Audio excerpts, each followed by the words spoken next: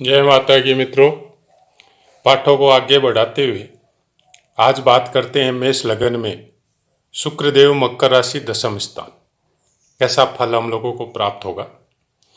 तो शुरुआत में पहले वही बात करते हैं कि कौन से ग्रह या कोई भी ग्रह सम राशि और विषम राशि के अनुसार बलों में किस तरह से बली और किस तरह से फल हम लोगों को देते हैं। सम राशि में मकर सम राशि है और प्रथम 6 अंश तक मृतावस्था में रहेंगे। उसके बाद में 6 से लेकर 12 अंश तक वृद्धावस्था में, 12 से लेकर 18 अंश तक युवा अवस्था में और 18 से लेकर 24 अंश तक कुमारावस्था में और 24 से लेकर 30 अंश तक बाल्यावस्था में। मृत अवस्था और बाल्यावस्था वाले ग्रह हम लोगों को थोड़ी कम मात्रा में फल प्रदान करते हैं और वृद्धावस्था और कुमारावस्था वाले ग्रह उससे डबल फल प्रदान करते हैं। युवावस्था वाले ग्रह जो 12 से लेकर 18 अंश के हैं वो सम हो विषम हो कोई भी राशि हो सेम ही रहते हैं और हम लोगों को पूर्ण फल प्रदान करवाते हैं। ये सब बात या ये सूत्र आप ज्योतिष की पुस्तकों में भी पढ़ सकते हैं। उसके बाद में मेष राशि, मेष लगन और मकर राशि। तो मकर राशि के अंतर्गत कौन से नक्षत्र आएंगे? प्रथम उत्तराषाढ़ा, दूसरा चरण, तीसरा चरण और चौथा चरण, मतलब 10 अंश तक। अगर शुक्रदेव या कोई भी ग्रह मकर राशि में अगर 10 अंश तक रहता है तो आप देखते ही समझ आएंगे कि वो उत्तराषाढ़ा नक्षत्र में है। और चरणों का हिसाब आप उसके अंशानुसार समझ सकते हैं कि प्रथम 3.20 तक वो दूसरे चरण में, उसके बाद में फिर 3.20 जोड़िए तो वो तीसरे चरण में, फिर चौथे चरण में। उसके बाद में 10 अंश के से लेके और 23.20 अंश तक मकर राशि में कोई ग्रह रहता है तो वो श्रवण नक्षत्र के अंतर्गत रहेगा और 23.20 अंश से लेके 30 अंश तक धनिष्ठा नक्षत्र में रहेगा। जैसा कि मैंने लिख भी रखा है, उत्तराषाढ़ा नक्षत्र का स्वामित्व सूर्य देव को है और श्रवण नक्षत्र का स्वामित्व चंद्र देव को है, धनिष्ठा नक्षत्र का स्वामित्व मंगल देव को है। अब चलिए फलों की बात करते हैं। 10वां स्थान आप सबको पता है कि 10वें स्थान से हम लोग क्या क्या देख सकते हैं, उसके कारकत्व क्या है और ग्रह के कारकत्व क्या है, राशि के कारकत्व क्या है, इन सब की डिटेल में चर्चा यहाँ नहीं होगी। यहाँ सम्मिलित फलों की चर्चा होगी। अगर आपको डिटेल में सब नक्षत्र वगैरह के भी पाठों का अध्ययन करना है तो पोस्ट किए हुए हैं मेरे, आप उनको जाके डिटेल में अध्ययन कर सकते हैं। यहाँ पे केवल सम्मिलित चर्चा हो रही है, जो शायद दूसरी जगह आपको इतना सब सम्मिलित करके फल बताने की चेष्टा शायद किसी ने नहीं की है अभी तक। अलग अलग फलों का जरूर मैंने भी वीडियो देखा है और पुस्तकों में भी अलग अलग हम लोगों को मिलता है कि मेष राशि में 10वें स्थान में कोई ग्रह हो तो क्या फल देगा, या मकर राशि में कोई ग्रह हो तो क्या फल देगा। इस तरह से कोई नहीं बताया गया है। लग्नानुसार जरूर बताया गया है कि 10वें स्थान 9वें स्थान में कोई भी ग्रह कैसे फल देते हैं। उसके बाद में राशि के हिसाब से अलग कोई पाठ आपको मिलेगा, लेकिन सम्मिलित नहीं मिलेगा और नक्षत्र अनुसार तो मिलता भी नहीं है। और पुस्तकों में भी बहुत कम पुस्तकें ऐसी आई हुई है जिनमें नक्षत्र अनुसार किसी को कोई फल वगैरह ग्रह का बताने का कोशिश किया गया है। तो सबसे पहले तो हमारा ये कहना है कि जिस भाव का भी आपको फल जानना हो किसी ग्रह का, तो पहले उस भाव के बारे में संपूर्ण अध्ययन आपका होना बहुत जरूरी है। 10वें स्थान से हम लोग कर्म हो, राज्य हो, सत्ता हो, नौकरी हो या कोई बिजनेस वगैरह हो, ये सब हम लोग 10वें स्थान से ही प्राप्त करते हैं। और उसके बाद में और बहुत कुछ डिटेल है, वो आप डीप प्रिडिक्शन में फिर आपको जाना पड़ेगा कि और क्या क्या देख सकते हैं।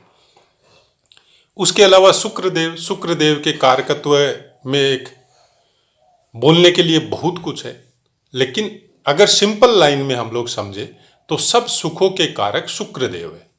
जितने भी सुखों का आप भोग करेंगे इस संसार में, वो आपको शुक्रदेव की वजह से प्राप्त होंगे। वो कम होंगे, वो बेशी होंगे, वो बहुत ज़्यादा होंगे। आप उन भोगों को प्राप्त करेंगे कि नहीं करेंगे, ये सब के कारक शुक्र है। कितने भोग आपको प्राप्त होंगे, नहीं करेंगे, नहीं कर सकते, ऐसी पोजीशन उनके कारक नहीं है, लेकिन भोगों के कारक है। आप कर सकते हैं, नहीं कर सकते हैं, वो आपका स्वास्थ्य या आपकी दूसरी चीजें या दूसरा कोई ग्रह आपको वो चीज सेट करेगा कि आप उन भोगों के लायक है या नहीं है। लेकिन प्राप्त करवाने में शुक्रदेव का योगदान रहता है कि आपके पास सपोज भोग तो है, लेकिन आप उनको भोग नहीं सक रहे।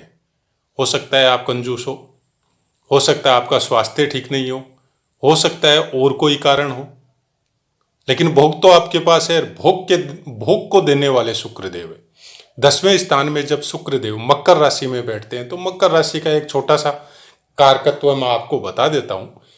मकर राशि जनरली परिवार को बिलोंग करती है और परिवार की सुरक्षा के लिए अपने दायित्वों का निर्वाह करती है।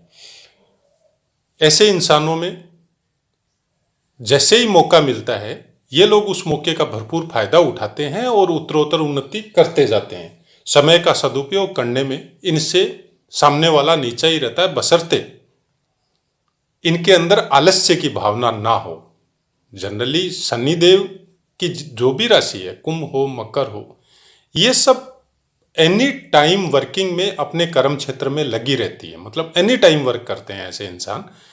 लेकिन अगर कोई कारणवश, कोई युतिवश, कोई दोष के वश अगर आलस्य की भावना आ गई, तो फिर वो जो कारक है, वो उन कारकों में फलों का मात्रा बहुत कम हो जाता है। गुस्सा इन लोगों के चेहरे से कभी जाहिर नहीं होता है और कोई भी स्थिति में रहना इन लोगों के लिए कोई तकलीफ देह नहीं होता है। कैसी भी स्थिति में रह सकते हैं, चाहे डाउन वाली हो, चाहे अपर वाली हो, चाहे मिडिल वाली हो। ये लोग इतना साफ सफाई में या इतना कोई स्वच्छता, इन लोगों के लिए वो कोई मैटर नहीं रखता है, क्योंकि इन लोगों का फोकस अपना जो डिसाइड कर रखा है कि वहां तक इनको पहुंचना है, उन्हीं पे रहता है। वातावरण कैसा है उससे इनको कोई मतलब नहीं होता है। अगर शुक्रदेव यहाँ पे विराजमान होते हैं तो यहाँ पे ये थोड़े अस्त व्यस्त हो जाएंगे, मतलब भोग की तरफ जाएंगे, न साफ सफाई की तरफ जाएंगे या अपने कर्म की तरफ जाएंगे। यहाँ पे प्रॉब्लम शुक्रदेव ये प्रदान करेंगे, क्योंकि ये अगर अपने कर्म में लगे रहते हैं तो शुक्रदेव इनको भोगों की तरफ खींचेंगे कि जैसे ही कर्म से थोड़ा सा छुटकारा मिले तो मैं ऐश कर सकूं, मैं कहीं घूमने जा सकूं, मैं कोई मतलब और कोई काम परिवार के लिए या कोई साधन संपन्नता जुटाने के लिए कर सकता हूं। तो यहाँ पे आपको ये देखना पड़ेगा कि आपकी शनिदेव की पोजीशन कैसी है। अगर शनिदेव की पोजीशन बहुत अच्छी है, शनिदेव का सपोर्ट मिल रहा है 10वें स्थान को या अपनी राशि को, तब शुक्रदेव का फल यहाँ पे बहुत अच्छा रहेगा और ये निरंतर काम कर करके अपने परिवार को, अपने आप को, अपने कार्य क्षेत्र को बहुत संपन्न और बहुत उन्नति प्रदान करते हुए चले जाएंगे। उसके बाद में अब शुक्रदेव जब 10वें स्थान में उत्तराषाढ़ा नक्षत्र में विराजमान होते हैं, खासकर 10 अंश तक, 0 से लेकर 10 अंश तक उत्तराषाढ़ा में रहेंगे, तो उत्तराषाढ़ा नक्षत्र का स्वामित्व सूर्यदेव को प्राप्त है। अगर सूर्यदेव की कुंडली में पोजीशन बहुत अच्छी है तो फिर ये निरंतर काम में लगे रहेंगे और काम के साथ साथ हो सकता है कोई ध्यान साधना या कोई मठ या कोई ऐसे कोई इंसान जिनका इनको मतलब काम करवाने का तरीका या उससे संबंधित जो इनको पसंद आए, उससे संबंधित कोई बातों को जानने की, रहस्य से संबंधित कोई बातों या धार्मिक कोई कामों से संबंधित कोई बातों को जानने की तीव्र इच्छा अगर इनकी होगी तो सूर्यदेव का सपोर्ट फिर इनको बहुत जरूर मिलना चाहिए। जनरली सूर्यदेव के नक्षत्र में बैठ के अगर भोगों की तरफ नहीं जाके ये अगर अपने कार्य क्षेत्र में ज्यादा ध्यान देंगे तो फिर ये बहुत ज्यादा उन्नति करेंगे। और उत्तराषाढ़ा नक्षत्र में बैठा हुआ शुक्रदेव भोग से ज्यादा कार्य को ज्यादा पसंद करेगा। ये अपने कार्य में निरंतर लगे रहेंगे और बहुत फेमस होंगे। एक क्षेत्र में ये इतना ज्यादा मतलब इनका पकड़ होगा कि उस क्षेत्र में ये बहुत उन्नति करेंगे। बाकी पूर्ण फल के लिए तो आपको संपूर्ण कुंडली और सब ग्रहों को देखना पड़ेगा।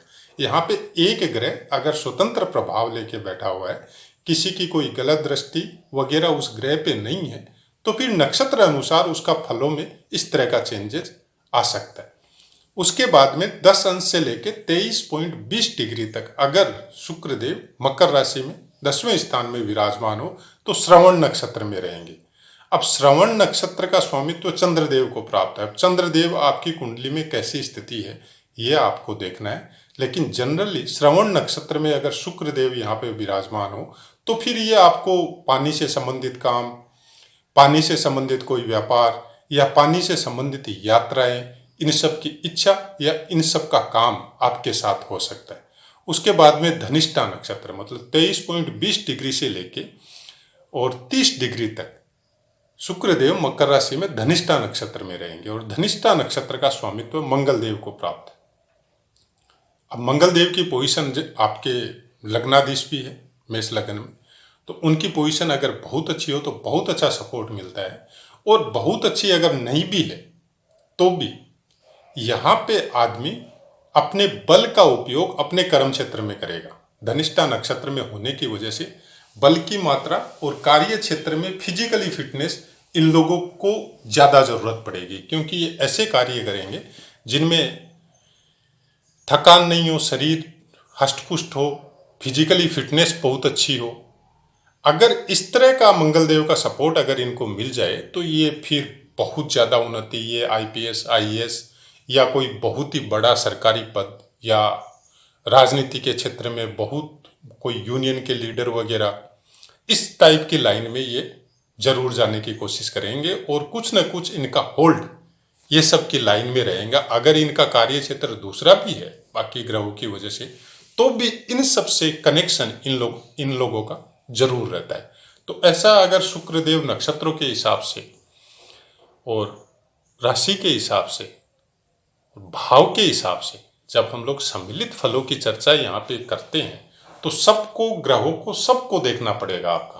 लेकिन शुक्र देव जनरली यहाँ पे आप ये सोच के चलिए कि जैसे मंगल देव हो या सूर्य देव हो जो कारक है यहाँ पे 10वें स्थान के, या शनि हो या गुरुदेव हो, जितने अच्छे फल वो प्रदान करते हैं उतने अच्छे फल शुक्र देव 10वें स्थान पे बैठ के आपको प्रदान नहीं करेंगे। उसका मेन रीजन यही है कि अगर बाकी ग्रहों का सपोर्ट मिल जाए तब एक अलग बात है, खासकर फेमसिटी के चक्कर में या भोग विलास के चक्कर में या ऐसा ही कोई इनका काम जो फेमस होने या मॉडलिंग वगैरह में या कोई भोग विलास से संबंधित, फैशन से संबंधित या सजने संवरने से संबंधित कोई ऐसा ही कोई काम आपका हो जाए और उसी में कुछ समय के लिए नाम हो जाए, एक अलग मैटर है।